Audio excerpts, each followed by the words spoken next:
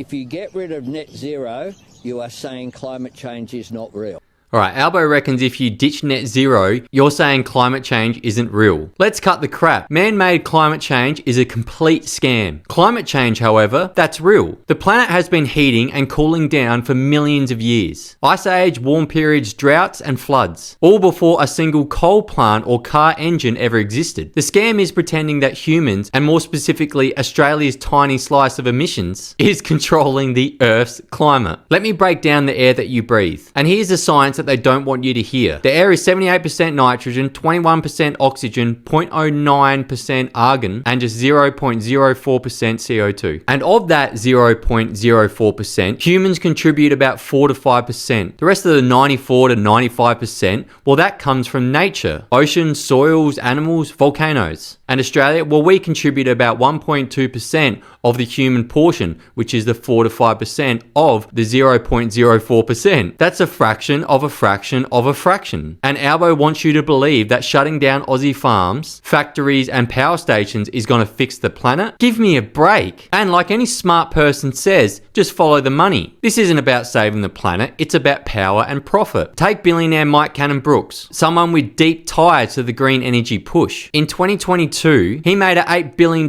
bid to take over AGL, with the aim of bringing forward the closure of coal-powered plants by up to 15 years. When that bid failed, he built up an 11% stake in AGL, becoming the largest shareholder. And then he successfully pushed for board changes that locked the company onto a faster net zero pathway. All of that is on public record, by the way, reported by the ABC and major outlets. So when Labor screams net zero, what they really mean is net profit for the billionaires who've positioned themselves to cash in on it. Right, and let's have a look back at history. The medieval warm period, the Little Ice Age, the Dust Bowl, and the volcanic winters. The climate has always shifted long before man-made CO2. Temperatures have never been static. That's a fact. And the idea that only humans are driving climate change, that's not science, that's propaganda. Right, this is the classic playbook, and it's been used for thousands of years. If someone wants to get something done, they target your guilt and morals. And it's happening right now. They call you a climate denier. And if you're a climate denier, then you're anti-human. But their science doesn't even back it up. And the hypocrisy of it all, well, that's the nail in the coffin. Even our own government doesn't believe in man-made climate change, and I'm going to prove it to you. Chris Bowen and Albo will tell you that CO2 is destroying the planet. Then they ship our coal and gas overseas for China and India to burn for cheap, reliable power. If it's poison, then why sell it by the boatload? And you're not even smart enough to tax it when it leaves our shores. Climate change is real, but man-made climate change, that's the scam of the century. And the hypocrisy of our government proves that. What's your thoughts?